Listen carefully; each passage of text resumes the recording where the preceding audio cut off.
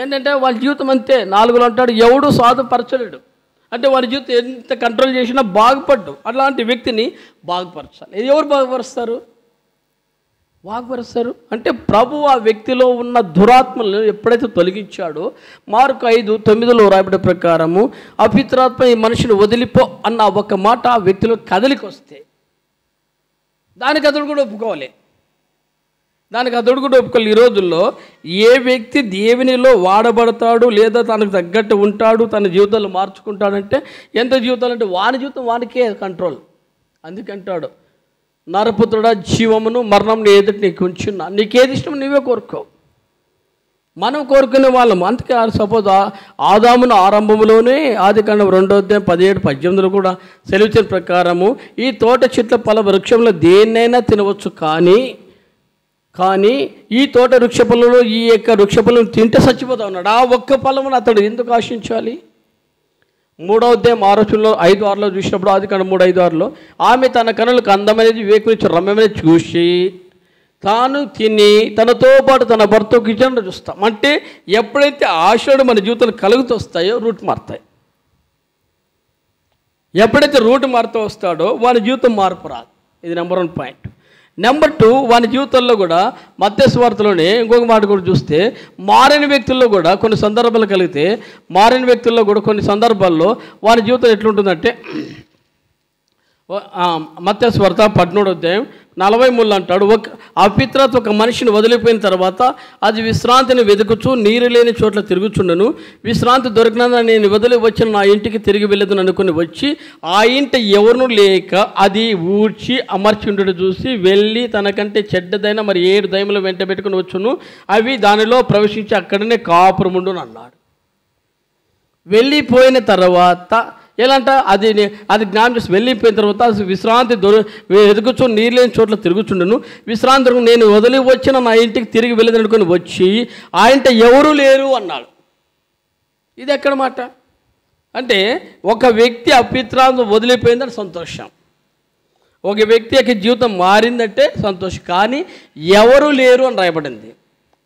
44 అంటాడు ఆ ఇంట ఎవరునూ లేక అది ఊడ్చి అమర్చి ఉండడు చూసి. అంటే ఎవరి జీవితంలో ఎట్లుండదు అంటే ఖాళీ హృదయం, వాక్యం ఉండదు, ప్రార్థన ఉండదు, జీవితం ఉండదు కదా. ఎందుకు మాటికి దేవుని సన్నిధిని మొరపెట్టాలి?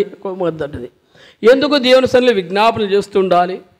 ఎందుకు తన జీవితంలో దినదినము కడగబడుతుండాలి? దైవజనుడు వాచ్మెన్ అన్నట్లు రోజుకు 1,00,000 సార్లు నీ రక్తంతో నేను కడగబడినా అన్నాడు. రోజుకు 1,00,000 సార్లు నీ రక్తంతో కడగబడినా నేను ఇంకా 2 సార్లు. అంటే కారణం ఏంటి? ఆ వ్యక్తి యొక్క జీవితంలో అందుకే దినదినము అందుకే జ్ఞానం చేసినప్పుడు 2 పేతురు 2:8-9 జ్ఞానం చేసినప్పుడు నీతి గల మనస్సు దినదినము తన మనసు నొప్పించుకొని రాయబడింది. అంటే ఆ లోతు తన జీవితంలో చూసినప్పుడు ఆ జీవితంలో నీతి గల మనస్సు తన జీవితంలో నొప్పించే జీవితంలో ఉండే స్థితిలో అది చూడండి 2 పేతురు రాసిన పత్రిక 2:8-9 వారి మధ్యన కాపురం ఉండి తాను చూసిన వాటిని బట్టి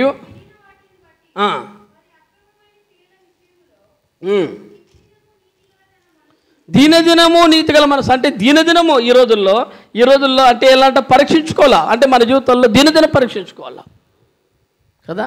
ఈ రోజుల్లో వాక్యం ఉండదు, ప్రార్థన ఉండదు. ఎందుకు ఇంత ప్రయాసపడి కార్యములు జరపాలి అంటే సంఘ కార్యక్రమాలు జరపాలి. విలాపవాక్యాలు 1:3-4 రాయబడి ప్రకారం నియమిక కూడికలు ఎందుకు పెట్టాలి అంటే తప్పకుండా మొదటి దశలో రాసిన పత్రిక మరి 4:15-17 ప్రకారము అక్కడ అంటాడు అయ్యా దినములు చెడ్డ కనుక సమయం పోనివ్వక సద్వినియోగం చేసుకోవచ్చు అన్నాడు. అంటే దినదినము సద్వినియోగం చేసుకోవాలి. ఆ రీతికైనా మన వాక్యం. అందుకే ఆదికాండం 3:1 కూడా దినదినము ఆదామును దర్శించడానికి అవన్నీ దర్శించడానికి దేవుడు వచ్చాడు. అంటే దేవుని యొక్క దర్శనాలు మనం చూడాలి. అందుకే చూడండి ఆదికాండము 3:3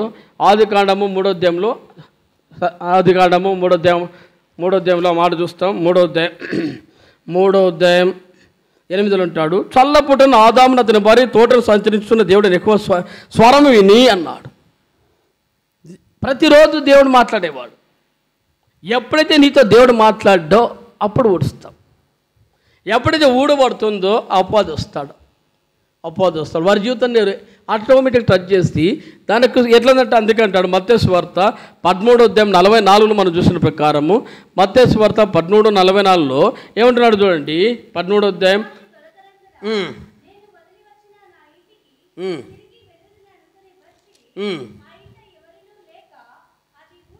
12:44 నేను వదిలి వచ్చి నా ఇంటికి తిరిగి వెళ్ళదనుకొని వచ్చి ఆ ఇంట ఎవరు లేక అది ఊడ్చి అమర్చి ఉండడు చూసి. ఎవరు వండుకుంటే ఆటోమేటిక్గా మన జీవితంలో దేవుడు నివాసం చేయాలి, మన జీవితంలో ఉండాలి.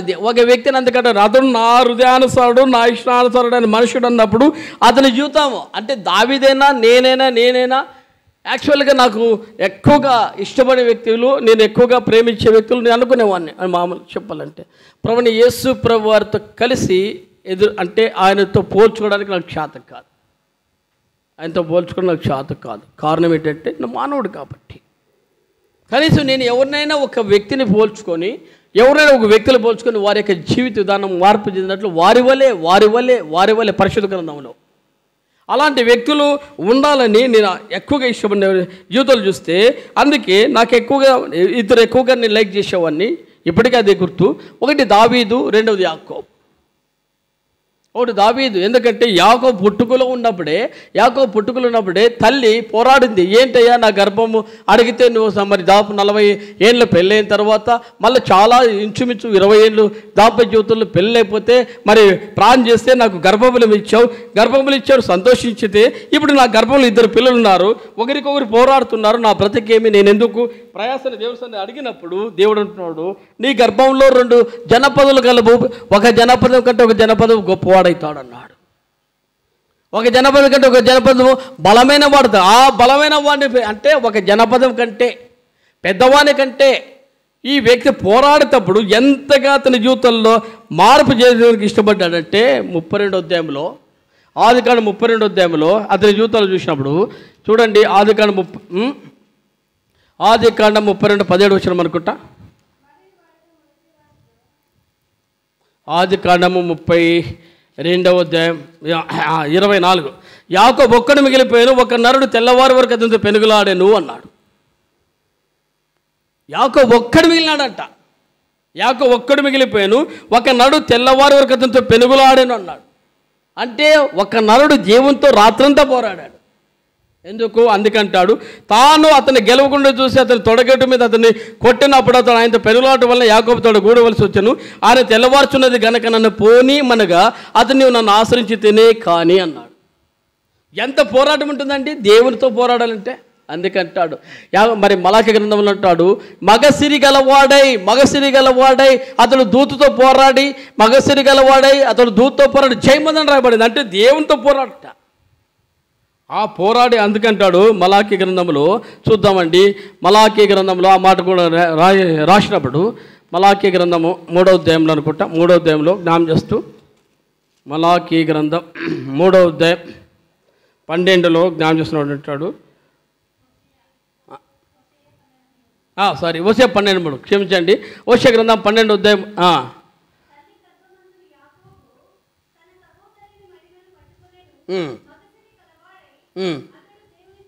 మగసిరి గలవాడై దేవునితో పోరాడు. అంటే ఒక వ్యక్తి దేవునితో పోరాడే సోమత దానికి ఇష్టపడ్డాడు.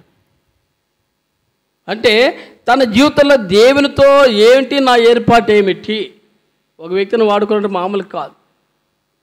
ఈ రోజుల్లో మనం వాడబడలేదు అంటే ఎంత చెప్తున్నా కదా, ఎంత వారిని రోల్ చేసే కొద్దీ 18:4లో ఇర్మేలు అంటాడు జారిపోతామంట.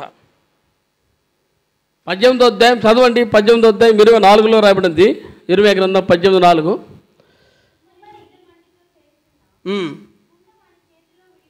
విడిపోగా. ఈ రోజుల్లో మన జీవితంలో ఏంటంటే ఎంత ప్రయాసపడకు జారిపోతాం.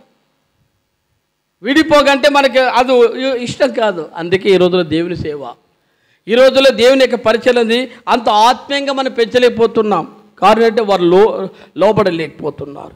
వాళ్ళు కంట్రోల్ కాకపోతే మరి ఎంత ప్రయాసపడే కొద్దీ. అందుకే ఎన్నోసార్లు హెచ్చరిక. మొదటి సమయంలో 15వ అధ్యాయం ఆఖరి వచనంలో, మొదటి సమయంలో 16వ అధ్యాయం 1వ వచనంలో, నేను విసర్జించిన సౌలుని గురించి నువ్వెందుకు మరి ప్రార్థన చేస్తున్నావు, నువ్వెందుకు విచారణ చేస్తున్నావు లే అన్నాడు. అంటే ఈ రోజుల్లో దేవుడు విసర్జించే స్థితి కలిగినా వాళ్ళు మారరు.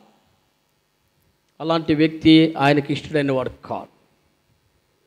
అలాంటి వ్యక్తి ఆయనకి ఇష్టమైన కాదు. ఒక జీవితం ఇక్కడ అంటాడు, యోబు గ్రంథం 14వ అధ్యాయం 16లో 15వ అధ్యాయం 16లో అంటాడు, అట్లుండగా హేడును చెడిన వాడు నీళ్లు త్రాగినట్లు దుష్కరించేవాడు మరి అప్పితుడు కదా.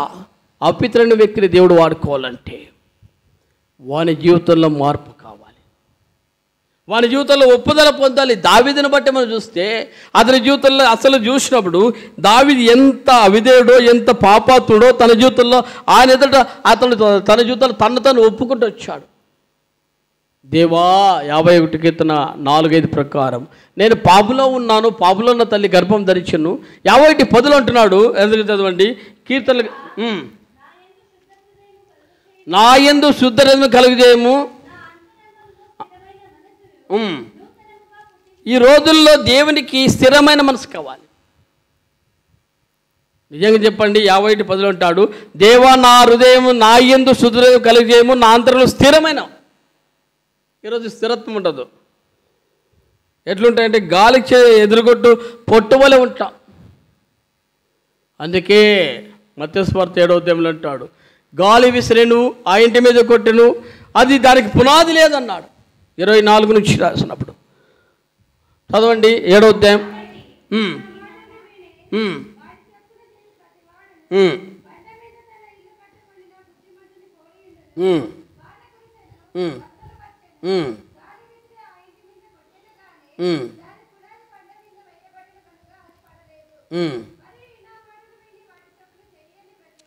ఈ నా మాటలు విని వాటి చొప్పున చేయని ప్రతివాడును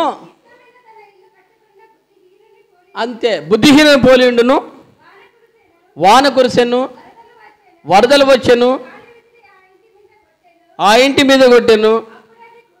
అది అంటే ఇంక నిలబడే పరిస్థితులు ఉండవు కదా. ఈ రోజుల్లో మేము బస్సులో పోతున్నాం గుత్తికి. ఇక్కడే ఈ మన గుత్తి టౌన్లోకి ఎంటర్ అవుతున్నప్పుడు ఇక్కడ కొద్దిమంది అన్ని గవర్నమెంట్ తరఫున అయితేనేవి వాళ్ళ సొంత డబ్బులు అయితే ఇల్లు కట్టుకున్నారు. ఓ ప్రశ్న వచ్చింది, ఇక్కడంతా ఎప్పుడైనా వర్షంలో వస్తే చెరువు నిండితే ఇదంతా కింద మరి నీళ్ళ పడతా ఇండ్లు ఉంటాయా అంటే మేము అనుకుంటూ పోయాం. ఎందుకంటే ఒకసారి మరి బీల దాదాపు అంటే 96లో ఆ పాప సెప్టెంబర్లో పుట్టింది. అప్పుడు భయంకర తుఫాన్లు పట్టినాయి, భయంకర తుఫాన్లు ఉన్నాయి. మరి ఇంటి వాళ్ళేమో ఫోన్లు చేస్తున్నారు, ఏమయ్యా రావు ఆడపిల్ల పుట్టింది అన్నారు. వారిని పాసుకులు ఇది ఎక్కడ కర్మరా అయినా వెళ్ళకపోతే ఒక బాధ. చూస్తామంటే బస్సులు కూడా నిలబడిపోయినాయి. ఏం చేయాలా?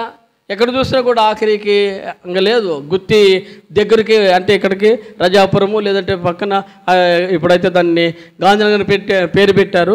మరి ఆ రజాపురం వరకు బస్సులు పోతున్నాయి, తర్వాత వెళ్ళమన్నారు. మళ్ళీ ఏం చేయమంటాం? సరే ఏం చేస్తాం, మళ్ళీ ఏమంటే ఆ గుత్తిసేరు నిండి పొంగి పారుతుంది.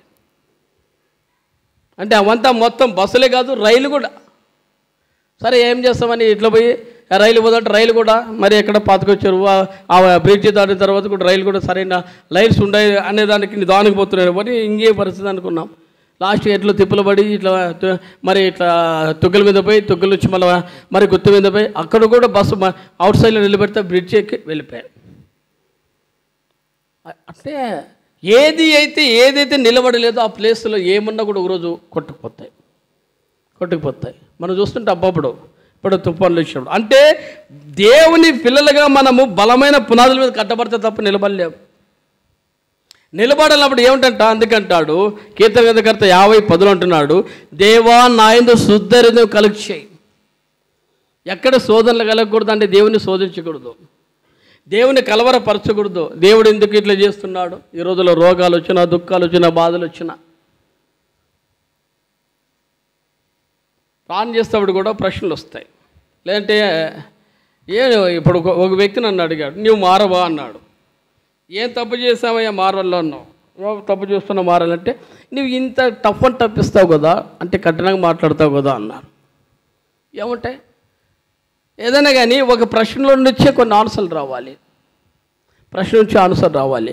ఆ యొక్క ఆన్సర్లో నుండి నువ్వు ఎదిగినప్పుడు కనబడుతూ వస్తావు. అంటే వాళ్ళు చేసి ప్రతి రీజనబుల్కి మనం ఆమెను అనాలంటే కొన్ని కష్టమవుతాయి. కాబట్టి నీ ఆత్మీయ జీవితంలో నీ ఇష్టం దానికి కొన్ని మాకు పరీక్షించినప్పుడు యూజ్ఫుల్గా అంటే అది కరెక్ట్గా కనబడితే అంటాం, అన్నప్పుడు కష్టం కనపడినాయి. అది పరిచయ విషయంలో కావచ్చు, ప్రార్థన విషయంలో కావచ్చు, ఏ విషయంలో కావచ్చు. అంటే ఈ జీవితంలో స్థిరమైన మనసు లేకపోతే దేవునిలో నిలకడగా ఈ రాత్రి మనం ఉండలేం. దావీదు తన జీవితంలో ఏ పాప జీవితాలు అయితే ఉన్నాయో వాటి కడగబడిన తర్వాత ఇప్పుడు అంటాడు 51:10 నా యందు శుద్ధతను కలిగజేయము, నా అంతలో స్థిరమైన మనసు నూతనంగా పుట్టించమన్నాడు. స్థిరమైన మనసు దేవుని వెంబడించడానికి స్థిరంగా ఉండాలి. ఈ రోజుల్లో స్థిరత్వం ఉండదు, ఇటు అటు కదిలే జీవితాలు. ఎందుకంటే మొదటి రాజులు 10వ అధ్యాయంలో ఒక మాట మనం చూస్తే ఎంత ఆశ్చర్యకరమైన జీవితాలు అంటే సొలొమోను బట్టి దేవుడు ఎంతో ఏర్పరిచి 11వ అధ్యాయంలో జ్ఞాపకం చేస్తూ 11వ అధ్యాయం మొదటి వచనంలో అంటాడు, మోయాబీలు, ఎదోమీలు, అమ్మోనీలు, సిదోనీలు, ఇత్తీలు అను జనులు మీ హృదయంలో తమ దేవతల తట్టు త్రిప్పుదురు కనుక వారితో సహవాసం చేయకూడదని వారిని మీతో సహవాసం చేయనీయకూడదని యెహోవా ఇశ్రాయేలుకు సెలవిచ్చి ఉన్నాడు. అయితే రాజైన సొలొమోను ఫరో కుమార్తె గాక ఆ జనులు ఇంకా అనేక మంది పరస్త్రీలను మోహించి కామాతురత గలవాడే ఉంచుకొని వచ్చాను. అతనికి 700 మంది రాజకుమారులైన భార్యలు, 300 మంది ఉపపత్నులు కలిగి ఉండ్రి. అతని భార్యలతో హృదయం త్రిప్పి వేసిరన్నాడు. ఆశ్చర్యం కదా. నేను అనుకున్నా అసలు ఇతను జ్ఞానపరుడు కదా, అతని హృదయం ఎట్లా తిప్పేస్తారు? జ్ఞానపరుడు కదా అంటే అతని జీవితంలో సొలొమోను రాజైనప్పుడు తన తండ్రి ఇచ్చిన హెచ్చరికలకి జ్ఞాపకం చేస్తూ 2వ అధ్యాయంలో అంటాడు, మొదటి రాజులు 2వ అధ్యాయంలో అంటాడు, 2వ అధ్యాయం 2 నుంచి నీ దేవుడిని యెహోవా అప్పగించే దానిని కాపాడి ఆయన మార్గాలను అనుసరించిన ఎడల నీవు ఏ పని పూనుకొను ఎక్కడ తిరిగినో అన్నింటిలో వివేకముగా నడుచుకుందు అన్నాడు. 2వ మాట అంటాడు, మోసే ధర్మశాస్త్ర గ్రంథంలో రాయబడిన దేవుని కట్టడలను ఆయన నియమించిన ధర్మమంతటిని ఆయన న్యాయ విధులను శాసనాలను గైకొనము. అప్పుడు నీ పిల్లలు తమ ప్రవర్తన విషయంలో జాగ్రత్తగా నుండి నా ఎదుట తన పూర్ణ హృదయంతోనూ పూర్ణ మనసుతోనూ సత్యం అనుసరించి నడుచుకునేట్లా ఇశ్రాయేలు రాజ్యము సింహాసనం మీద ఆసనుడు ఒకడు నీకు ఉండక మానను ఎక్కువ, నన్ను గురించి ప్రమాణం చేసిన మాట స్థిరమగును అన్నాడు. ఇంత ఫీడ్ చేశాడు. ఎట్లుందండి అంతగా దేవుడు తన ధర్మశాస్త్రం అంతా గ్రంథం ఇచ్చి అంటాడు. మరి మూడో వచనంలో జ్ఞాపకం చేస్తూ అంటాడు, మోసే ధర్మశాస్త్రంలో రాయబడిన దేవుని కట్టడలు ఆయన నియమించిన ధర్మమంతటిని ఆయన న్యాయ విధులను మరి శాస్త్రులకై కొనాలి. అంటే వాక్యం ఉంది, దేవుని యొక్క మెలకుతనం ఉంది. సొలొమోను జ్ఞానపరుడు. ఎలాంటి జ్ఞానపరుడు అంటే అతను మహాజ్ఞానపరుడు.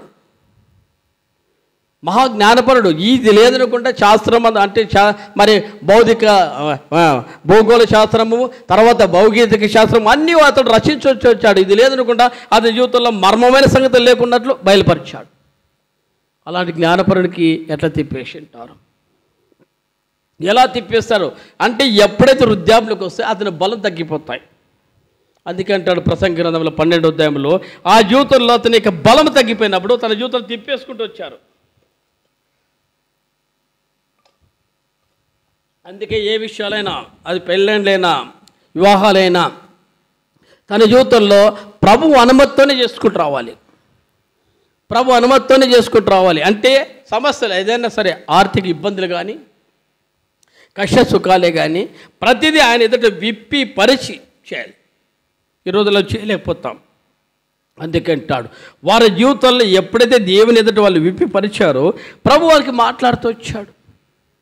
ఫర్ ఎగ్జాంపుల్ అరణ్యంలో వారు ఉన్నారు, ఐగుప్తు నుండి వదిలిపోయి. ఓ పక్క నిర్గమాకాండ 14వ అధ్యాయంలో మరి ఫరో సైన్యం తరుముతుంది. ఆ పరిస్థితుల మధ్య కూడా వారు దేవుని యందు మరి నిలకడగా ఉండడానికి మోస మీద ఆధారపడ్డారు.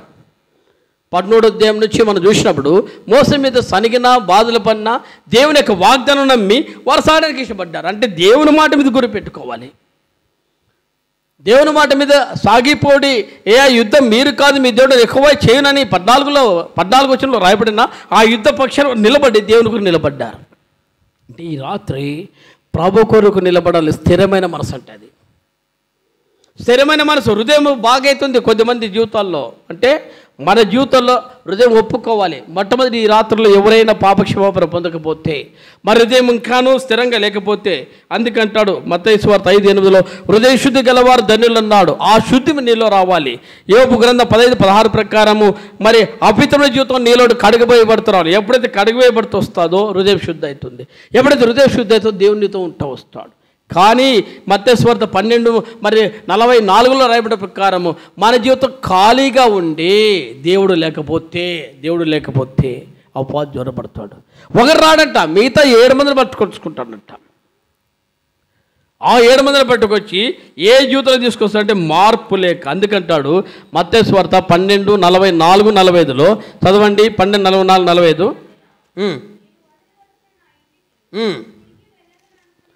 వచ్చి లేక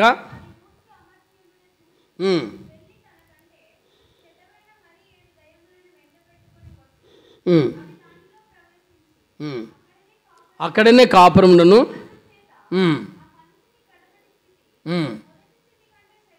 అది కడపటి స్థితి అంటే ఇంక మార్పు రాదు కదా. అందుకే మానవ హృదయంలో వచ్చి సోదరుడు కూడా 10 క్లాసులు జ్ఞాపకం చేసినప్పుడు అక్కడ 7వ పాఠంలో అంటే 7వ మరి ఆ యొక్క ఫోటోలో అంటే ఫోటోలో మాట ఉంటుంది. ఎలా ఉందట, కఠినపరచబడిన లేక వెనకంచి వేయబడిన హృదయం రాయబడింది. కఠినపరచబడిన లేక వెనకంచి వేయబడిన హృదయం. దానికి అసలు ఎట్లుంటాడంటే దేవుని యొక్క దూతలు ఈ వ్యక్తిని చూసి పారిపోతూ వస్తారు. దేవుని యొక్క వాక్యము ఈ వ్యక్తిని చూసి పారిపోతూ వస్తుంది. దేవుని యొక్క పరిశుద్ధాత్మ సన్నిధి ఈ వ్యక్తిని చూసి పారిపోతూ వస్తుంది. అర్థమైందా? దేవుడు ఆ వ్యక్తిలో ఎంత మాత్రం కాపురం పెట్టుకోడు. వాడు అనుకుంటాడు నేను ఉన్నానులే అని. కానీ దేవుడే ఆ వ్యక్తిలో నుంచి పరిశుద్ధాత్మే చూసి ఆ వ్యక్తిని చూసి భయపడి ఇంక వీడు మారడు, ఇంక నేను ఉండలేనని భయపడి అంటే ఆ వ్యక్తిలో నుంచి ఎంత మాత్రం అసలు సంబంధం లేకున్నట్లు వెళ్ళిపోతూ వస్తాయి. ఎప్పుడైతే వెళ్ళిపోతూ వస్తాయి ఇంకోటి మార్పు రాడు. ఈ రాత్రి మన జీవితం అట్లా ఉండకూడదు. హృదయ శుద్ధి అయిన తర్వాత ఎప్పుడో కీర్తన 51:10 ప్రకారం నిలకడగా ప్రభులో నిలబడట. ఎప్పుడైతే ప్రభు నిలబడుతూ వస్తాయి ఎన్ని పోరాటాలు వచ్చినా ప్రభులో మనము కదలము. కానీ సొలొమోను జీవితాల్లో ఎందుకు కదలికలు వచ్చినాయన్నప్పుడు చూడండి, ప్రసంగి గ్రంథంలో జ్ఞాపకం చేసినప్పుడు ఆయన అంటాడు చూడండి, ప్రసంగి గ్రంథంలో 12వ అధ్యాయం నుంచి జ్ఞాపకం చేస్తూ కొన్ని మాటలు చూస్తే అతని జీవితంలో ఎన్ని లోపాలు కలుగుతూ వస్తాయి అవన్నీ ఒక్కొక్కటి జ్ఞాపకం చేసినప్పుడు అతని జీవితంలో మార్పు అనేది ఎట్లుందంట. 12వ అధ్యాయంలో జ్ఞాపకం చేసినప్పుడు అంటాడు, దుర్దినలు రాకముందే ఇప్పుడు వీటి నాకు సంతోషం లేదు నువ్వు చెప్పు సంవత్సరాలు రాకముందే, తేజస్సునకు సూర్యచంద్ర నక్షత్రాలకు చీకటి కంపకముందే, వాన వెలిసిన తర్వాత మేఘములు మరలా రాకముందే నీ బాలదిన సృష్టికర్త స్మరణ తెచ్చుకో. ఆ దినమున ఇంటి కావలి వారు వణుకుదురు, బలిష్ఠులు వంగుదురు, విసురువారు కొద్దిమంది అక్కడి చేత పని చాలించుకుందరు, కిటికీలో గుండా చూచువారు కానలేకుందరు, తిరగట రాళ్ళతోని తగ్గిపోను, వీధి తలుపులు మోయబడి పిట్టేక కూతకోడు లేచును. అంటే వాని యొక్క జీవితంలో ఏ బలమైతే ఉంటుందో ఆ బలం ఒకటి సన్నగిలినప్పుడు అప్పుడు మన పరిస్థితి ఇతరుల మీద ఆధారపడుతూ వస్తాడు. ఇతరుల మీద ఆధారపడే పరిస్థితి ఎప్పుడైతే వస్తే ఆ వ్యక్తులు వీని దేవుని పెంచేవారిగా ఉండాలి, ఈ వ్యక్తిని ప్రభులు పెంచేవారిగా ఉండాలి. నిజంగా అంటే సిపోరా ఎంతో జ్ఞానపరురాలు, అంటే మోసే భార్య ఎంతో జ్ఞానపరురాలు. పోనీ మీకు అలాంటి భార్యలు చేసుకుంటే ఏమైపోతుంది? అదే పరిస్థితులు మీకు అలాంటి భార్యలు ఉన్న కష్టమే. తర్వాత మరి అబేగేలికి మరి ఎట్లయితే నాబాల్ లాంటి భర్తలు ఉన్న కష్టమే, అబేగేలికి నాబాల్ లాంటి వ్యక్తి ఉన్న కష్టమే, ఇతరికి మీకాల్ లాంటి భార్యలు ఉన్న కష్టమే. పోరాటాలు దినదినము ఎట్లుంటుంది తెలుసా? అలా ఉంటాయి. సాగలేక మునగలేక ఆత్మీయ జీవితంలో ప్రభుకు అనుకూలం. అందుకే ప్రార్థన చేస్తే కూడా ఆ రోజుల్లో కూడా వాక్యం అంటే మరి మ్యారేజ్ చేసేటప్పుడు కూడా దేవుని దాసులు అడిగేవారు. ఇప్పుడు ఆ అడిగే పరిస్థితులు కూడా కల్పించారు. అడిగితే ఇంకా అసలు మ్యారేజ్లో 90% సక్సెస్ అంటే చేయడానికి రీజన్ లేని పరిస్థితులకు వస్తున్నాయి. ఏంటంటే ఏం తప్పదు కదా. ఆ రోజుల్లో ఏదైనా చేయాలంటే కొన్ని నెలలు కనిపెట్టండి అనేవాళ్ళు. కనీసం వాగ్దానం చేతపడినాయి. ఈ రోజులు ఏమి చేయం, ఏదో ఎట్లా వచ్చాయంటే లాజిక్, అంటే ఇది ప్రభుకు అనుకూలంగా అని చేసుకుంటా, లేదంటే ఏదో వాగ్దానాలు చేత పట్టుకున్నా ఇవన్నీ సాగిపోతూ వస్తాయి. కాదని చెప్పం, కానీ ఎప్పుడైనా కానీ ఆత్మీయ క్షీరత చూసినప్పుడు అప్పుడు అర్థమైతే వస్తాయి. ఎప్పుడైతే అర్థమైతే వస్తుందో అందుకంటాడు వారి మనసు త్రిప్పివేస్తారని. మొదటి రోజులు 11వ అధ్యాయంలో వారు నిన్ను త్రిప్పివేస్తారని మొదటి 2 అక్షరాలు రాయబడిన ప్రకారం తిప్పేశాడు 4వ అక్షరంలో. ఎప్పుడైతే తిప్పివేయబడిందో ఎక్కడ వెళ్ళకూడదు ఆ స్థలంకి వెళ్ళాడు. ఈ రోజుల్లో నిజంగాంటే మనం జీవితంలో పరీక్షించుకుంటే ఓపెన్ మాట్లాడాలంటే మనం ఆరాధనలో బలలో పాల్పంచున్నాం, మనము అన్ని సమాధులు కూర్చుంటున్నామా లేదా, అంటే ఆచార సంబంధ పద్ధతులు చేస్తున్నామా లేదా, ఆచార సంబంధ పద్ధతుల్లో అటెండ్ అవుతున్నామా లేదా. ఏమంటే నా ఇంటి వారని, నా బంధువులని, నా యొక్క సమీపస్తులని వాళ్ళు ఆడు కోల్పోతామా అని. అంటే ఏంటంటే నా భర్తని, మంచిది భర్తని కాదని చెప్పాం, భార్య కాదని, కానీ సమ్మితం కాని దానికి నేను రాను. 1+1 1-2 సార్లు నిష్ఠూరం అవుతావు. తర్వాత ప్రొఫెషన్లో నిలకడగా ప్రాణం చేస్తే వాళ్ళు మారుతారు. అందుకే మొదటి కొరింథీ 17వ అధ్యాయంలో నీ ప్రవర్తన బట్టి అన్న రాయబడింది. కానీ నీ జీవితంలో యొక్క ప్రవర్తన మారాలి, ఆ ప్రవర్తన వారు సంపాదించాలి. ఆ ప్రవర్తన మారకుండా వాళ్ళే నువ్వు నటిస్తే అంతే, మార్పు రావు. ఈ రాత్రి నిన్ను వాడుకోలే ప్రభు అంటే ఎందుకంటాడు అపోస్తలుల 13వ అధ్యాయంలో 22 అంటాడు, నా హృదయానుసారుడైన మనుష్యుడు. ఎప్పుడైతే దేవుని హృదయానికి మనం అనుకూలంగా ఉంటే అతడు అప్పుడు నిన్ను వాడుకోవడానికి ఇష్టపడుతూ వస్తాడు. ఆ హృదయం నీలో లేకపోతే ఇంకేం చేస్తావండి. ఆయన కూడా దేవుడు కదా, ఆయన నీకు అప్పజెప్పుతాడు ఎలాంటి వాడిగా ఉండాలని కోరుకుంటాడు కదా, ఎలాంటి వారికి ఉండాలని కోరుకుంటాడు. అయోగ్యమైన వ్యక్తులకి పని చెప్పామనుకో, అయోగ్యమైన వ్యక్తులకు పని చెప్పాను ఎట్లుంటుంది తెలుసా, తిరగటికి రాయి కట్టుకున్నట్లు ఉంటాయి, తిరగటికి రాయి కట్టుకున్నట్లు ఉంటుంది. ఎట్లుంటుంది ఇది, ఇంకా మన జీవితంలో ఆ తూకం అయ్యాలి అంటే మన జీవితంలో తిరిగినా దాన్ని వెనకే ఉంటాయి. కాబట్టి రాత్రి ప్రభులో నీవు నిలకడగా ఉన్నావా, స్థిరము కలిగి ఉంటున్నావా, స్థిరత్వం నీలో లేకపోతే ప్రభులో ఎక్కడ నీవు ప్రభు కొరకు నిలబడలేకపోతున్నావు. మొదటిది. రెండవది, ప్రభువునందు మన మనస్సు ఎట్లుందట, ఇటు అటు కదలుచుందా. మత్తయి సువార్త 7:25 ప్రకారం గాలికి ఎగురుగొట్టు పొట్టు వంటి వారిగా ఉంటున్నామా. వాన వస్తాయి, వరదలు వస్తాయి, గాలి సరుతుంది, ఆ ఇంటి మీద పడుతుంది, కానీ దాని పునాది బండ మీద లేదు. ఎప్పుడైతే బండ మీద లేదో ఆ బండ అయిన క్రీస్తు, మొదటి కొరింథీ 10:4-5 ప్రకారం ఆ బండ అయిన క్రీస్తు మనలో లేకపోతే మనం నిలకడగా ఉండలేం. ఎప్పుడైతే ప్రభులో మనం నిలకడగా ఉంటొస్తామో ఎన్ని పరిస్థితులు రాని, తుఫాను రాని, వాన రాని, వరదలు రాని, మనం ప్రభులో ఉంటాం. నిలకడగా ఉంటున్నావా ఈ రాత్రి? నువ్వు నిలకడగా ఉంటున్నావా? నీ జీవితానికి ప్రభు పని చేస్తూ ఉండాలి. దానికే ప్రభు ఏర్పాటు చేసింది సౌలుని పౌలుగా మార్చి, దావీదును తన సేవకునిగా మార్చి, ఎన్ని దేవుని పనులు ఇస్తే అన్ని పనులు చేశాడు. ఈ రోజుల్లో దేవుని కొరకు నిలకడగా మనం లేము. ప్రభు పని చేయదగిన వారిగా ఉండాలి. ఆ విషయాల్లో అపోస్తలుడైన పౌలు దావీదును చూపుతూ వచ్చాడు. అతను నా హృదయానుసారుడైన మనుష్యుడు. ఆ నా హృదయానుసారుడు మనుషుని ఆయన హృదయాన్ని ఎరగాలి. అందుకే అంటాడు, ఓ మాట చూస్తామండి మొదటి కొరింథీ రాసిన పత్రిక 13వ అధ్యాయంలో, రోమిలకు రాసిన పత్రిక 13వ అధ్యాయంలో అపోస్తలుడైన పౌలు 11వ అధ్యాయం 12, 33, 34 అంటాడు, ఆహా దేవుని బుద్ధి జ్ఞానములు బాకుల్యం ఎంత గంభీరము, ఆయన తీర్పులు శోధింపనంత ఎంత అవశ్యములు, ఆయన మార్గులు ఎంత అగమ్యములు, ప్రభు యొక్క మనసు ఎరిగిన వాడేవుడు అన్నాడు 34లో. ప్రభు మనసు ఎరగాలి. మనం ప్రభు మనసు ఎరుగుతున్నాము ఈ రాత్రి. నిజంగా ఆయన పని చేయడానికి మనం ఎంతమంది ఇష్టపడుతున్నాం. దేవుని పని చేస్తానయ్యా, నా సొంతము కంటే ప్రభు పని కంటే నేను దేనిని ఎక్కువగా చేయకుందును గాక. వీణ చేసి అన్న సెల్లు పాడినప్పుడు ఒక పాట మనం జ్ఞాపకం ఉంటాం, నీకంటే మరి దేనిని మరి నేను ఎక్కువగా ప్రేమింపనీయకు. ఆ పాట హైలైట్ ఆ రోజుల్లో. అంటే ప్రభు కంటే మనం దేన్ని ఎక్కువగా ప్రేమిస్తున్నాం, అదే దాన్ని వదులుకోవాలి. ఫర్ ఎగ్జాంపుల్లో హెజ్కేల్లో మాట అంటాడు, హెజ్కేల్ గ్రంథంలో. అంటే ఈ రోజుల్లో ఆ అనుభవ జీవితాలు లేకపోవడం బట్టి మనం ఎట్టి అనుభవంలోనికి వచ్చామంటే హెజ్కేల్ గ్రంథంలో దేవుడి యొక్క మాటలు జ్ఞానిస్తున్నప్పుడు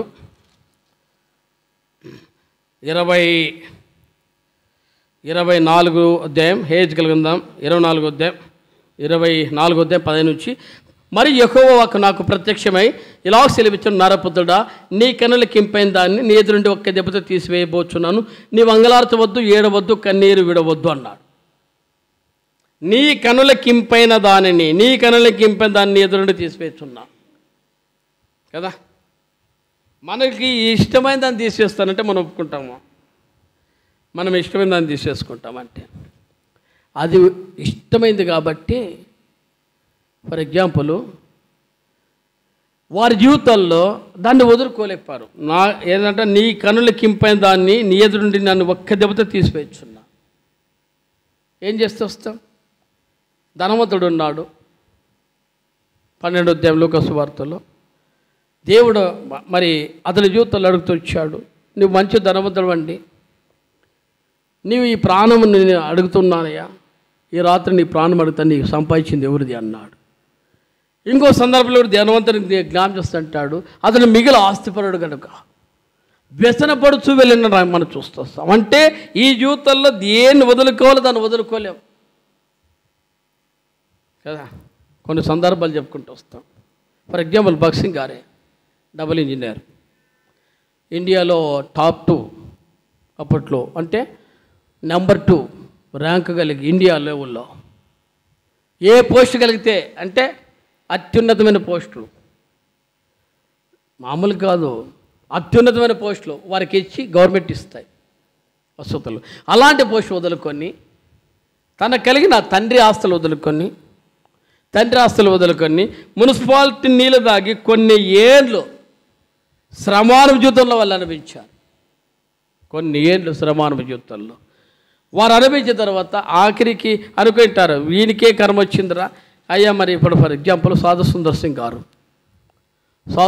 సింగ్ గారు వారి తల్లి తండ్రులు ఆయన తక్కిట్లో చూసి నీకు ఈ తక్కడ నీ యొక్క విలువ ఎంతో అంత నీకు విలువైన గోల్డ్ పెడతాం, నీకు విలువైన వస్తువులు పెడతామన్నారు. నీకు అంత అంటే ఆయన సపోజ్ 40 కేజీలు 45 కేజీలు 50 కేజీలు అంత పెడతామన్నారు.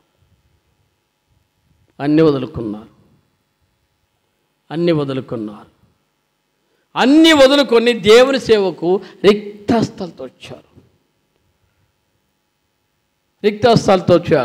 ఎలా అందట మన ఎంతోమంది భక్తులు, వేల మంది ప్రపంచంలో ఉన్నారు, అన్ని వదులుకున్నారు. తర్వాత మరి ఆ దేవుని యొక్క సన్నిధిని వారు త్యాగం చేసుకున్నారు. ఏంటి అనుభవంలోనికి వచ్చేసారంటే, ఫర్ ఎగ్జాంపుల్ మనము చూస్తా విలియం కేరీ గారు ఎక్కడో తన దేశం వదులుకొని తన పిల్లలు దేవుని కొరకు అర్పించుకున్నారు. కనీసం తన కుమారుడు చనిపోతే భూస్థాపన చేయడానికి పక్కన సహకారం అందలేదు. భూస్థాపన చేయడానికి అది తట్టుకోలేక తన భార్య మెంటలు పడితే ఆమె స్థితి కూడా మానసికంగా దెబ్బతింటే ఇన్ని తట్టుకొని దేవుసేవ చేశారు. అంటే వాళ్ళ పిలుపు అది. మన పిలుపేమి ప్రభు కొరకు ఏదైతే ఒకసారి అదే అపోస్తలు 22:10 నేనేం చేయాలి అన్నాయి. నీవు ఎప్పుడైనా అడుగుతున్నావా నా వంతేం ప్రభా నేనేం చేయాలి? చదవండి 22:10 అపోస్తలు. నువ్వు అడుగుతున్నావా ప్రభా నా వంతేమి, నన్ను ఎందుకు రక్షించుకున్నా, నా పని ఏమి, నీ సేవ అంట చేస్తున్నానా, నీ పిలుపదే చేస్తున్నానా, నీకు నమ్మకంగా ఉన్నానా? ఈ విషయాల్లో మనం ఎంతవరకు ఉంటున్నాం? భక్తుడైతే భగత్ సింగ్ గారు 99 కాదు కదా, 100 ఉన్నాడు. వారి ఇంటి వారు ఆ గేట్ దగ్గరకు వచ్చినా కూడా మీ తండ్రి గారు అయ్యా వచ్చి పిలుస్తున్నారంటే ఏమన్నాడంటే, దాపు దేశం కాని దేశము ప్రాంతం కాని ప్రాంతం వచ్చిన ఆ వ్యక్తి అంటే ఏంటి, బయట గేటు ముందుండి నీ తండ్రి గారు పిలుస్తున్నారయ్యా, మీరు వచ్చి ఆయనతో మాట్లాడాలని, ఆయన దేవుని సేవకులు వచ్చి పిలుస్తాయని ఆ మాట ఏంటి, అంత దేశం వదిలి ప్రాంతం వదిలి ఏరియా వదిలి ఇంత దూరం వచ్చాడు నా దగ్గరికి ఎందుకు రావడన్నా? లేచి రాలేదంట. తండ్రి పిలిస్తే, తన కుటుంబీకులకి పిలిస్తే దేవుని కంటే నాకు వాళ్ళు ఎక్కువ కాదు. అదండి ప్రభు సేవ, అదండి ఉన్నతమైన పిలుపు. మన జీవితాలు వదులుకోలేము. అందుకంటే ఏజ్కెళ్ళి 24 నరపుత్రుడా 15లో ఉంటాడు, నీ కనుల కింపైన దాన్ని నీ ఎదురుండి ఒక్క దెబ్బతో దాన్ని తీసివేయబోతుంది. వంగలార్చవద్దు, ఏడవద్దు, కన్నీరు వీడొద్దు, మృతులకై విలాపం చేయక నిశ్శబ్దంగా నిట్టూర్పు విడవము, నీ శిరోభూషణలు ధరించుకుని పాత్రలు తొడుక్కునే వాళ్ళను, నీ పెదలు మూసుకునేవద్దు, జనుల ఆహారము భుజింపవద్దు అన్నాడు.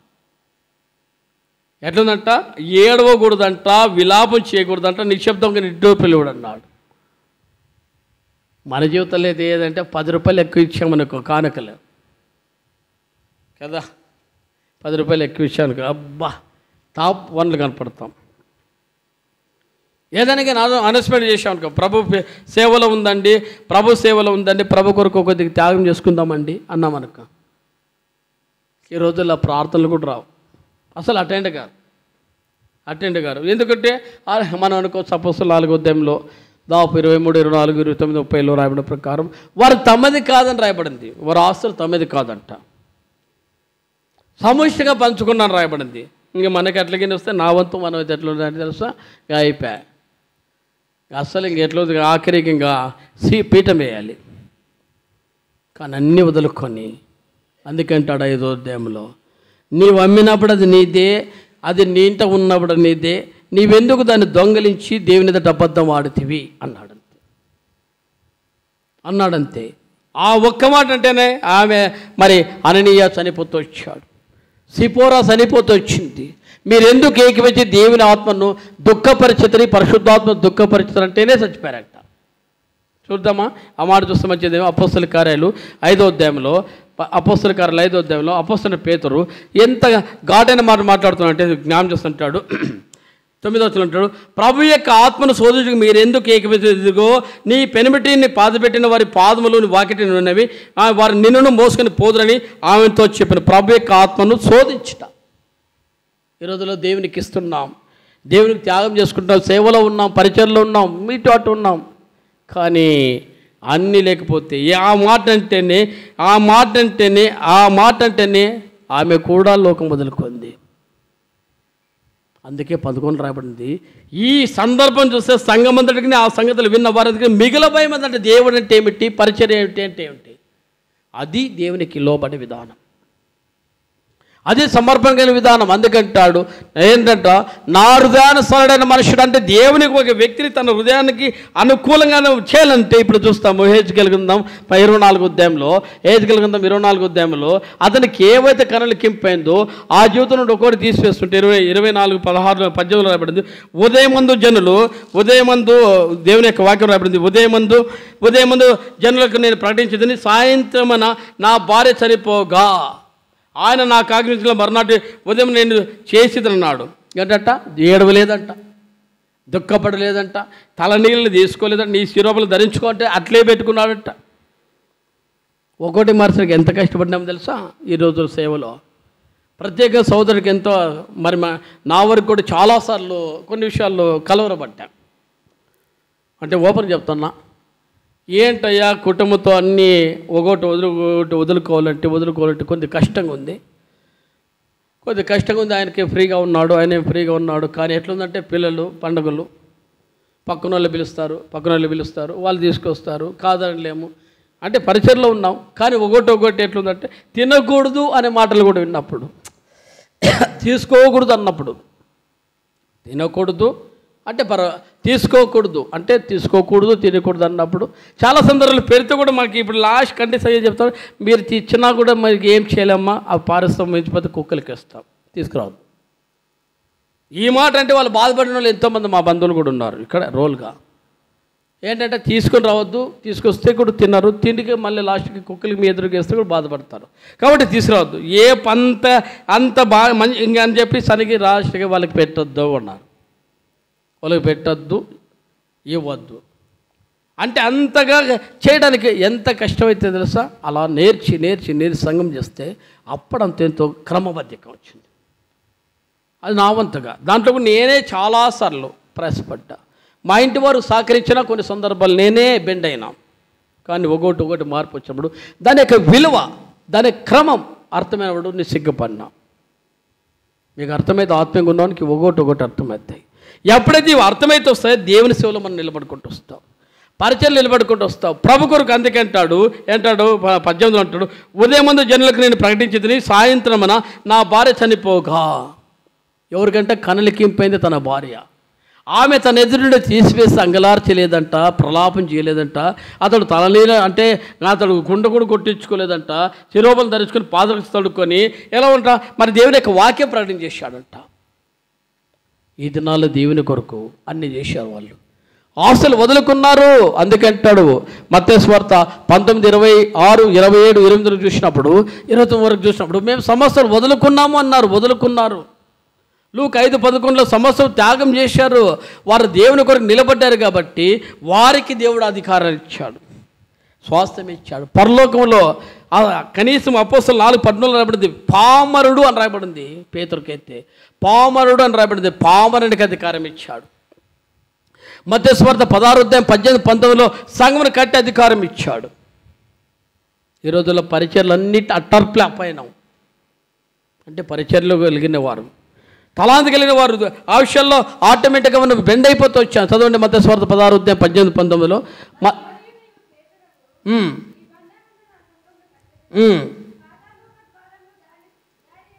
ఎవరండి? పామరుడికి ఎట్లా అధికారం ఇచ్చాడండి? అపోస్తలుల పట్టణంలో ఇతడు ఏమయ్యా వీళ్ళు ఇద్దరు పామర్లు కదా అన్నారు. అంటే చదువులేని వ్యక్తులకి పరిచర్య విధానం ఇచ్చింది కాక, ఆ వ్యక్తికి అధికారం ఇచ్చింది కాక, ఈ బండ మీద నా సొమ్మును కట్టుదును అన్నాడు. పాతాళ ద్వారం దాని నిలవనేరమన్నాడు. నీ పరలోకంలో దేన్ని విప్పుతావో, భూమి మీద దేన్ని విప్పుతావో అవి విప్పబడతా, ఏ బంధిస్తావో బంధించబడతావు. ఒక వ్యక్తికి అధికారం ఇచ్చాడు. వారు దేవునికి అనుకూలమైన ప్రీతికరమైన దేవుని దాసులు, ప్రీతికరమైన సేవకులు, ప్రీతికరమైన మరి సువార్థికులు, ప్రీతికరమైన పనివారు. నీవు నేను ఆ రీతిగా ఉంటేనే దేవునికి నిలబడతాం. ఎలా ఉందట? ఒక మాట చూస్తామండి. అపోస్తల కార్యాలు 9వ అధ్యాయం 16-17. అపోస్తల కార్యాలు 9వ అధ్యాయం 16-17. 15 చదువు, 15 కూడా. వెళ్ళము అన్యజనుల ఎదుటను రాజుల ఎదుటను, అది అన్యజనుల ఎదుటను రాజుల ఎదుట ఇశ్రాయేలు ఎదుట. అని ఈ రోజుల్లో దేవునికి అన్ని స్థలాలు నిలబడాలి. దావీదుని ఏర్పాటు చేసుకున్నప్పుడు కూడా ఆ విధానం కలిగి ఉన్నాడు. దేవుని కొరకు వాళ్ళు ఎన్ని త్యాగాలు చేస్తారో భవిష్యత్తులో చూస్తాం. ప్రభుత్వం అయితే అన్నీ చేసుకుంటూ వచ్చారు. ఎంత కఠినమైన దాని కొరకు వారు ఎదుర్కొన్నారంటే ప్రభు సేవలు అనేకమైన వాటిని ఇది చేస్తూ వచ్చారు. సౌలు చేయలేడు. అందుకంటాడు నువ్వు మధ్య తప్పావు. ఈ విషయాల్లో 15వ అధ్యాయం 1వ సమయంలో 22 చూసినప్పుడు నువ్వు మధ్య తప్పావు, ఆజ్ఞను అతిక్రమించావు, కాబట్టి నీ రాజుని ఎదురు తీసివేస్తున్నానని ఎంత చెప్పినా దేవుని మాట వినకపోతే, అంటే ఈ రోజులో దేవునికి అవిధేయత చూపడం బట్టి పిచ్చి వాళ్ళకి దేవుడు మార్చాడు.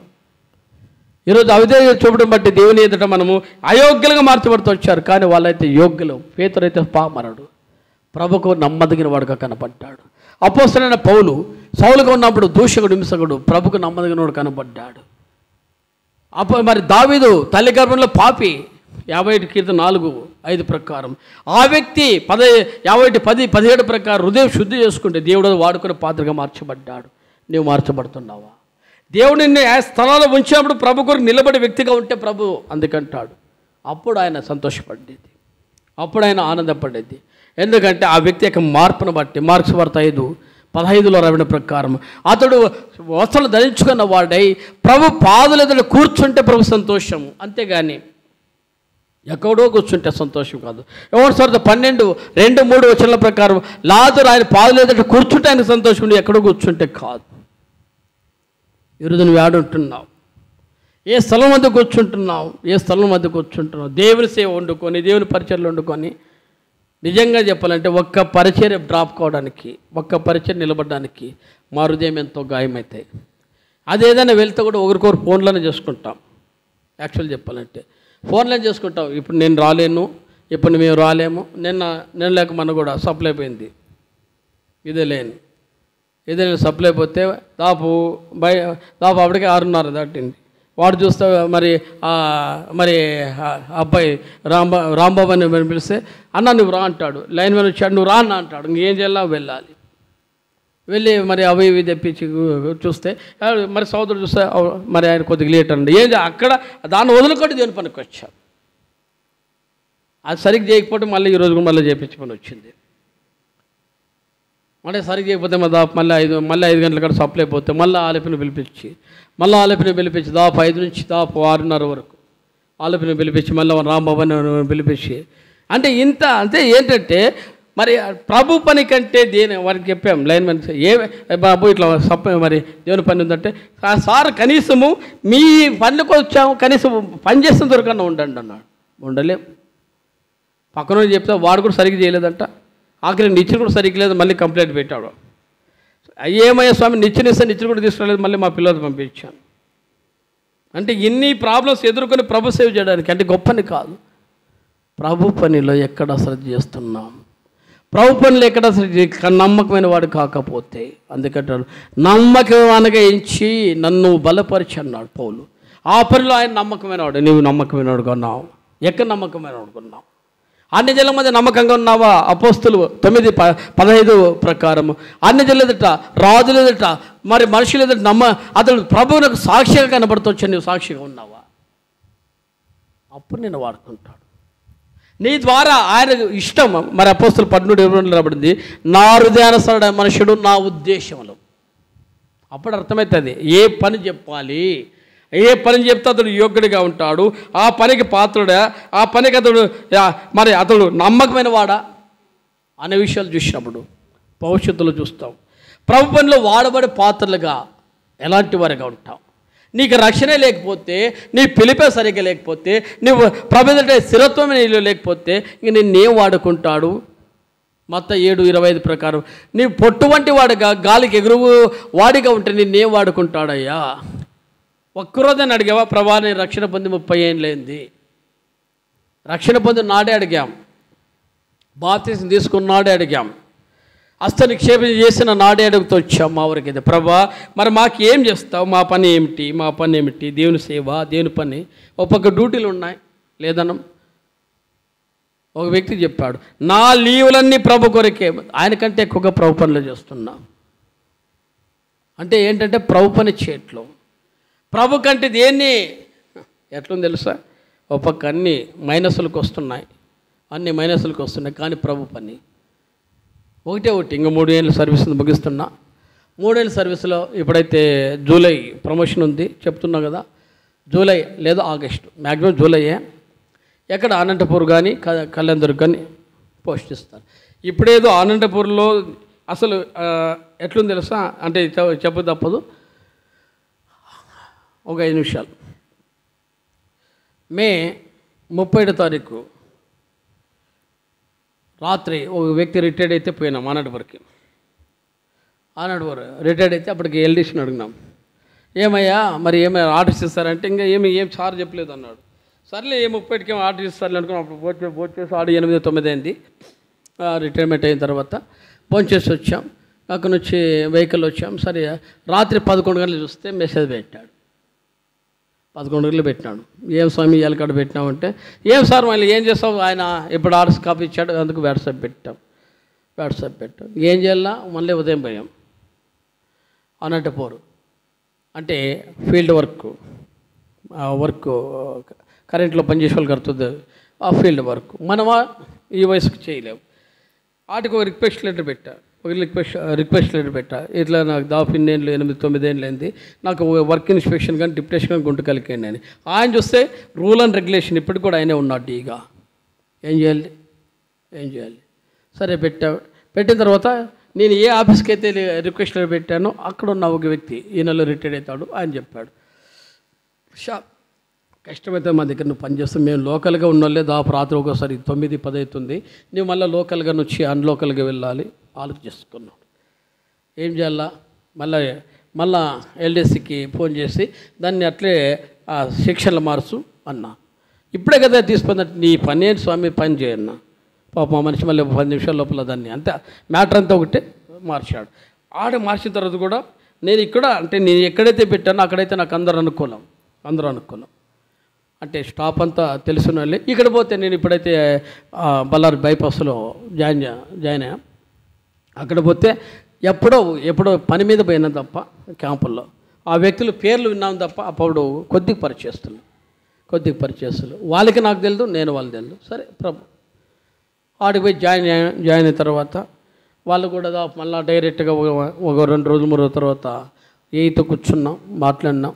పరిస్థితి ఇది, ఎవరైనా ఏర్పాటు చేస్తామంటే సరే ఏర్పాటు చేసుకో అన్న. డీ దగ్గరికి పోతే ఆయన కూడా మీ ఇష్టం, మరి ఏమైనా రెస్పాన్సిబుల్ మీది అన్నాడు. సరే సార్ అన్నాం. సరే ఇది చేసిన తర్వాత నాతో పాటు ఇంకో ఇద్దరు కూడా అట్లా ఏర్పాటు చేశారు. కానీ వాళ్ళ పరిస్థితులు తెలుసు, డైలీ ఒక వ్యక్తి అయితే పాపము కూర్చుంటే లేడు, లేస్తే కూర్చోడు. వయసులో నాకు అడుస్తున్నాడు కానీ కూర్చుంటే లేలేడు, లేస్తే కూర్చోలేడు. అతడు కూడా నేను ఇచ్చే ఫిగరే డబ్బులు ఇస్తున్నాడు. ఇంకో వ్యక్తిని పెట్టాడు. కానీ ఇతడు కూడా తాను వెళ్ళలేక ఇంకొకటి తన కష్టాన్ని కుమారునో తమ్మునో తీసుకొని రోజుకు 1000 రూపాయలు ఖర్చు పెట్టుకుంటున్నాడు. రోజుకు 1000 రూపాయలు ఖర్చు లేదు. డే బై డే వచ్చినా కూడా అప్పటికే నేను కూడా మాట్లాడలేదు, సార్ పరిస్థితి బాగాలేదంటే లేదండి ఆయన రావాల్సింది అన్నాడు. నాయకులతో కూడా చెప్పించాం, ఆయన రావాల్సింది అన్నాడు. ఏం చేయాలి పాపం, రోజుకి 1000 రూపాయలు ఖర్చు పెడుతున్నాడు. ఇద్దరు మనుషులు అంటే అతనికి ఆఖరికి ఇంత జస్ట్ రోడ్డు కూడా ఎక్కువ నల్లాడు ఆయాసం ఉంది. అంటే ఇలాంటి పరిస్థితుల్లో కూడా మానవత్వం లేదు. కానీ దేవుని దయ వల్ల, ఎందుకంటే జూన్ వస్తుంది కాబట్టి, ఒకవేళ మించిపోతే జూలై వస్తుంది కాబట్టి ప్రమోషన్లు ఎక్కడిస్తా తెలియదు. తర్వాత ఇంకో వ్యక్తి మా క్లోజ్ ఫ్రెండ్ వెల్సన్ అని, ఆయన కూడా వారానికి 2 సార్లు ఇంకా అయిపోయి ఆయన కూడా ఆగస్టులో రిటైర్డ్ అవుతాడు. 2 months మాత్రమే ఉంది. నీవు అదృష్టవంతుడు అంటే నేనే అదృష్టవంతుడు కాదు, అవుట్ ప్లేస్లో ఉన్నా. వాళ్ళకైనా అంత ఇంత నాయకుల దగ్గర నుంచి వెళ్ళగానే నువ్వు ఒక్క నాయకుడి దగ్గరకు వెళ్ళా యథార్థం చెప్తున్నా. నాకు నేనుగా అంటే కేవలం లెటర్ల మీద పోయాం. తర్వాత నాకు నేను రిక్వెస్ట్ చేసుకున్నాం. నాకు నేనుగానే ఏమయ్యంటే నేను మీరే వద్దులే స్వామి అని చెప్పినా చేసుకున్నాం. అంటే ప్రభు కృప, సంఘ ప్రార్థనలు, పరిశుద్ధులకి విజ్ఞాపనలు, మానవుల దయ అనేది మేము చూస్తూ వస్తున్నాం. కానీ దేవుని పనికి ఎప్పుడు కూడా వెనుకంచి వెళ్ళాం. ఈ రాత్రి మన పని ఎంత? అదే నేను అనుకుంటా, ప్రభా ఇన్నేళ్ళు 30 ఏళ్ళు కాపాడ్డావు, సగటు 30 ఏళ్ళు కాపాడ్డావు. ఏ మనుషునికి ఇవన్నీ కృప తరుణం ఇస్తున్నావు. ఇంకో 3 ఏళ్ళు ఉంది, నీ సేవ చేయాలి. నీ ఇష్టమైతే, లేదా నాకు ఎట్లా చేస్తావో తెలియదు కానీ తప్పదు. పరిస్థితులు అనానుకూలంగా ఉన్నాయి. ఇస్తే 15-16లో రాబడిన ప్రకారం ప్రవేశించడం న్యాయ వ్యతిరేకంగా ఉన్నా ప్రవేశించదు అన్న మాట ప్రకారం మేము ప్రవేశిస్తాం. నీ చిత్తం ఏంటి నాకు బయలుపరచు, నాకు క్షేమం కావాలి. ఇది ప్రార్థన చేస్తున్నాం, అదే ప్రార్థన చేస్తున్నాం. ప్రభు ఇంకా ఆ 3 ఏళ్ళు ఇవన్నీ చెప్పుకుంటూ పోతే 1 గంట చెప్పచ్చు. కానీ ప్రభు దేవుని కృప ఉంటే నీ పనుల్లో ఆయన సాయం చేస్తూ వస్తాడు. నువ్వు దేవుని పని చేయాలి. అందుకే అంటాడు యోహాను సువార్త 2:5లో, మొదట ఆయన చెప్పింది మనం చేయం కాబట్టి మన సమస్యలు ఆయన ఎందుకు తీరుస్తాడయ్యా? మన సమస్యలు ఎందుకు తీరుస్తాడు? మన సమస్యలు తీర్చాలంటే ఆయనకు అనుకూలంగా ఉండాలి. అనుకూలమైన సేవ చేస్తూ రావాలి. ప్రభా నీ పని చేస్తా, నీవేమైనా చేయి. మొదట నీ పని చేస్తా. సారెపేతు విధురాలు కూడా మొదటప్పం నాకీ, అది అప్పుడే నువ్వు దీవించబడతావు. ఈ దీవెనలు నీకున్నాయా? ఈ ఆశీర్వాదాలు నీకున్నాయా? కాబట్టి ఎంబడి కృప నీకు రావాలంటే మొదటిగా ఆయన కొరకు ఏజ్కెల్ అన్నాడు, నీ కన్నులకు ఇంపైన దాన్ని, నీవు ఇష్టంగా ప్రేమించేదాన్ని నేను చేసివేస్తా. ఏడవద్దు, ప్రలాపం చేయొద్దు, ఇతరుల వల్లే నీవు కన్నీరు కార్చవద్దు, మళ్ళా నీవు ఇతరుల వల్లే తల విరబోసుకోవద్దు. అన్నిటికీ సిద్ధపడ్డాడు. ప్రభు పనిలో మళ్ళా చేస్తూ వచ్చాడు. ఇది దేవుని సేవ, ఇది పరిచర్య, ఇది దేవునికి నమ్మకం. అలాంటి వాడిగా ఉంటేనే నిన్ను వాడుకుంటాడు. ఆ వాడుకున్న వాడిలో ఆయన ఇష్టానుసరం ఏంటో నీకు బయలుపరుస్తాడు. లేకపోతే నీకు అర్థం కాదు, ఏ బాధ్యతలు నీకు అర్థం ఎట్లుందంటే వచ్చాం వెళ్ళాం, ఇదే కంటికి కనపడేది అన్ని పరిస్థితుల్లో. అది తప్పు. నన్ను ఎందుకు పిలిచావు? అపోస్తలులు 22:10 ప్రకారం నా పనేమి, నేనేమి చేయాలి? ఆ అనుభవం నిన్ను పొందినప్పుడే దేవుడు నీతో మాట్లాడతాడు. ఆ అనుభవం ప్రకారం నువ్వు చేస్తేనే నేను వాడుకుంటావు. అట్టి అనుభవంలో ఉండి ప్రభుకు నిలకడగన్నట్లు ప్రభు నిన్ను సిద్ధపరచాలి. ప్రభు కొరకు నీ పాత్రగా చేయబడదు. ఎందుకంటే రోజులు మారుతున్నాయి. గుర్తుపెట్టుకు ముగిస్తున్నా, రోజులు మారుతున్నాయి. దినదినము పరిస్థితులు ఎట్లుంటాయో తెలుసా? ఏం పరిస్థితులు ఉంటాయో తెలియదు. చట్టములు అనుకూలమైన రోజులు ఉండొచ్చు, ఉండకపోవచ్చు. కాబట్టి ప్రభు కొరకు, ప్రభా నీ పాత్రగా 2 తిమోతి 4:6 ప్రకారం పానార్పణగా నేను నీ కొరుకుంటా, పానార్పణగా నీ కొరకు పోయబడతా, ప్రాణార్పణగా నీ కొరకు నన్నే నప్పుకుంటావు. అప్పుడే నువ్వు ప్రభుకు ఇష్టడుగా ఉంటావు. అన్ని జనుల మధ్య నువ్వు సాక్షిగా ఉంటావు. ప్రభు కొరకు వాడబడుగా అన్నిట్లు నీవు ఆ రీతిగా ఉంటేనే, ఇంక నాకెందుకు అనుకుంటే రాబోదినాలు ఎట్లుంటాయో తెలియదు. కాబట్టి ప్రభు కొరకు సిద్ధపడుతూ వస్తావు. ప్రభా నా జీవితం మార్చావు, నేను ముగిస్తున్నా. నాలో నీవు ఉంటున్నావు కానీ నీ పని చేయాలి. దావీదు సిద్ధపడుతున్నాడు, యెహెజ్కేలు అన్ని త్యాగం చేసుకున్నాడు. కాబట్టి నన్ను నేను నీకు అర్పించుకుంటాను. నేను కూడా గాలికి చెదురుకొట్టు పొట్టువలే నాలో దురాత్మను ప్రేమిస్తున్నా. నాలో కూడా ఇంకా చెడ్డ ఉన్నాయి. ఏమున్నాయో నువ్వు నీ అంతరాత్మ అడుగు. సొలొమోను కంటే గొప్పవాడికి కావు. ఆయనే తన జీవితంలో మార్పు రాకపోతే, అందుకన్నాడు మొదటి రాజుల 11:4లో ఆయన మనసును వారు త్రిప్పివేశారని రాయబడింది. కాబట్టి నీ మనసు త్రిప్పివేయకున్నట్లు మరి మొదటి రాజుల మరి ఆ 2వ అధ్యాయం మరి మొదటి 4 వచనాల ప్రకారం ఆయన యొక్క ఆజ్ఞల ప్రకారం నడిచాలి. అవి నీకు అనుభవం చేస్తే అప్పుడు నీవు ధన్యుడవుతావు. అట్టి అనుభవం కలిగి ఆయన గురించి జీవించినట్టు ప్రభుని నేను సిద్ధపరచుకున్నట్లు ప్రాణం చేస్తూ దేవుడు దీవించుగాక. దేవుడి కొద్ది వాక్యం తల నుంచండి ప్రాణం చేస్తూ వస్తాం. తల నుంచండి ప్రాణం చేస్తూ వస్తాం.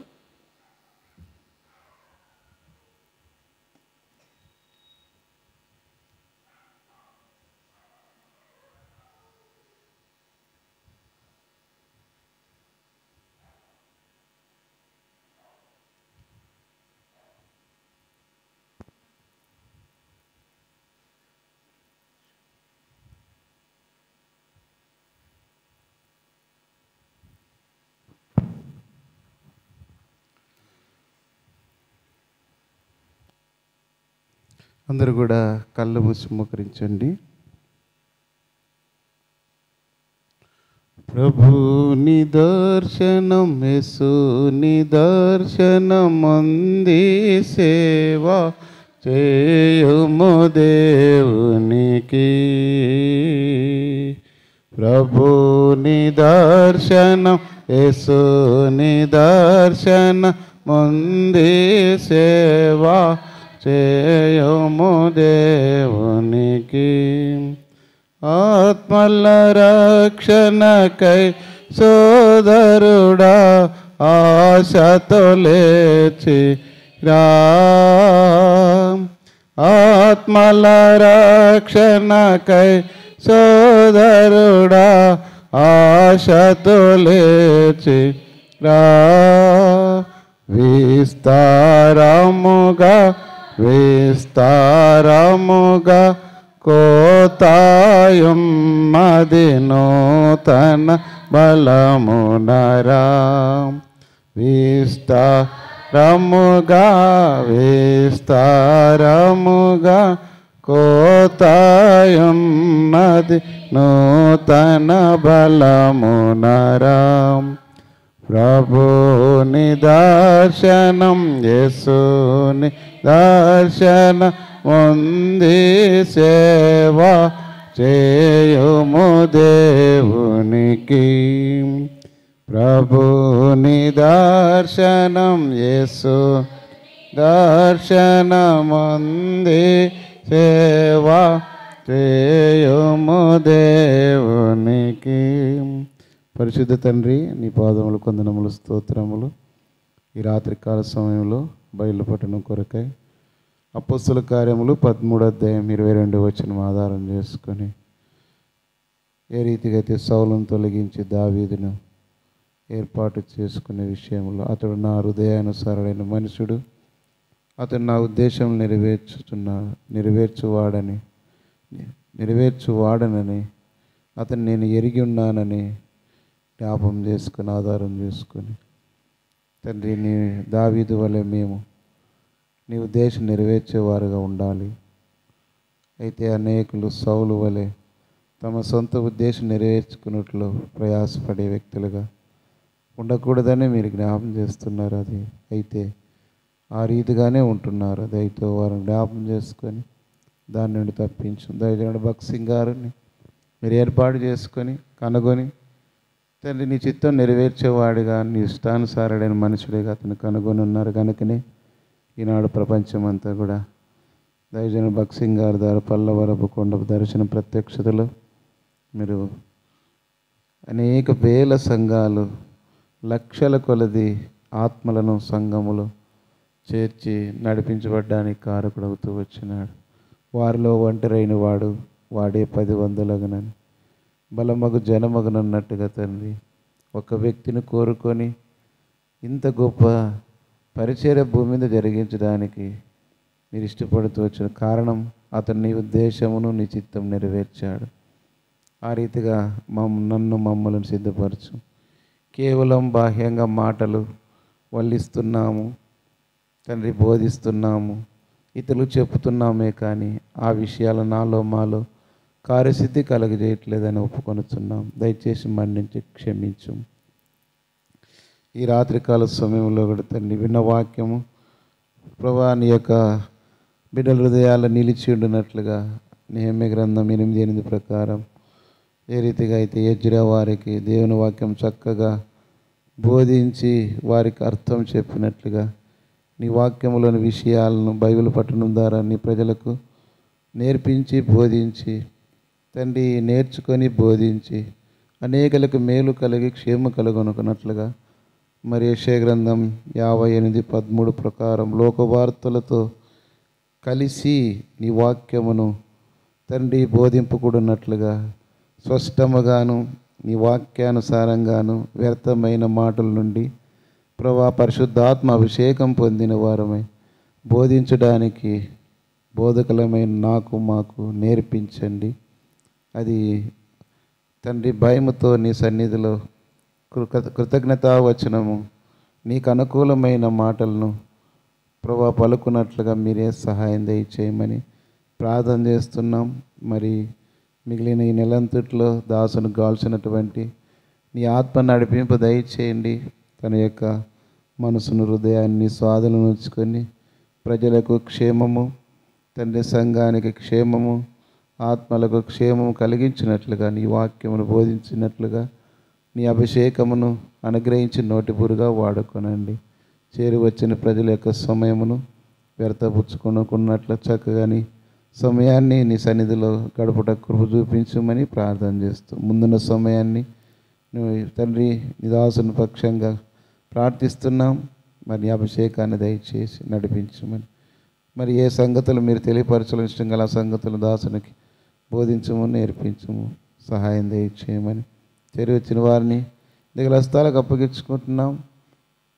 మరి వెళుతుండగా సన్నిధి దయచేయండి, కృప చూపించమని ఇచ్చిన సమయాన్ని బట్టి దాసుడు చేసిన పరిచర్యకు ఫలితము దయచేయమని ప్రార్థన చేస్తూ మా ప్రభుడు రక్షకుడైన యేసుక్రీస్తు వారి శ్రేష్టమైన నామములో తగ్గించుకొని స్తుతించి ప్రార్థించి వేడుకొనుచున్నాం తండ్రి.